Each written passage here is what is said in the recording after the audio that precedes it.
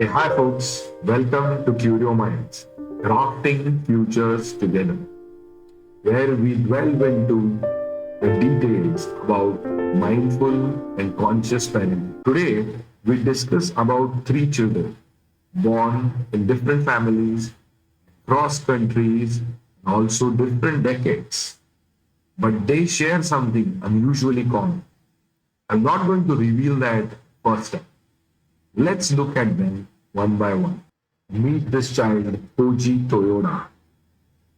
He was born in Japan, and there was no signs that he was a prodigy. There was nothing about him that stood out in his childhood. However, music was always around him. He played it daily. He heard it daily. And years later, this boy turns out to be the concert master for the Berlin Philharmonic, one of the toughest orchestras on the planet. People often ask, was he a gifted student? I think the most important question to ask is, what in the childhood shapes up someone to become what he is now? Meet another child, Kyoko Tekjawa. She was also born in Japan. She also started very early into music. However, music was not her passion or it wasn't her hobby, but it was a part of her daily life. She wasn't brought to fame early, or she didn't show any sign of being a genius. Few years later, she won the International Violin Competition of Indianapolis, one of the most prestigious award on the planet. She went on to do a lot of international shows and built a very long career. Again, the same question. Was this talent or was this something else? Let's move continents now and meet Hilary Hahn. She was born in the United States, a different culture, different schooling system, a very different family. However, she also started violin very, very early. Her violin sessions were regular, short, and calm.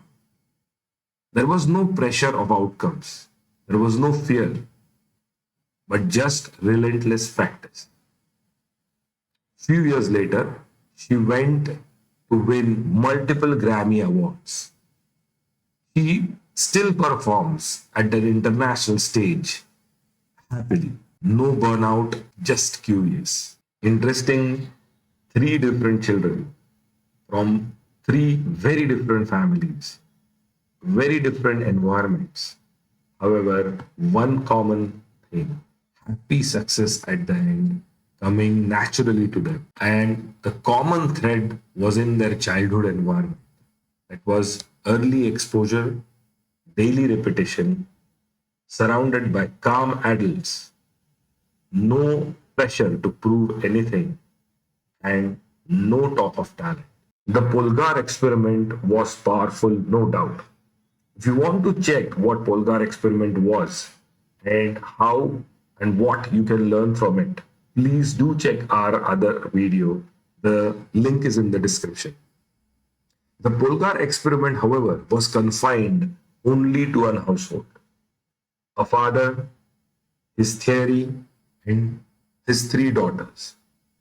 However, what we are talking right now is a successful experiment across geographies, across cultures, and across different conditions. Another striking difference between the Polgar experiment and this theory is that we aren't trying to create prodigies or genius in a particular field like music. In contrary, we are using music as a tool to raise sensitive, calm, and happy individuals. Many went through this experiment across decades, and few of them became world class performers. A very few of them became teachers. Few became leaders, but almost everyone became a good human being with sensitivity towards learning. The man, Shinichi Suzuki, was not born into privilege. He was not a child prodigy. He was not a genius discovered early in life.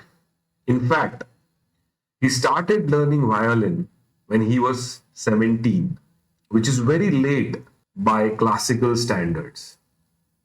This detail is very important because later on he became a teacher and his teachings were drawn from not music but a very different domain, which is language. What Shinichi observed was that every child learns his mother tongue or language and is fluent, effortless, and needs no training for doing so. In fact, no parents complained that their child is not talented in their own mother tongue or language. Shinichi asked a very radical question.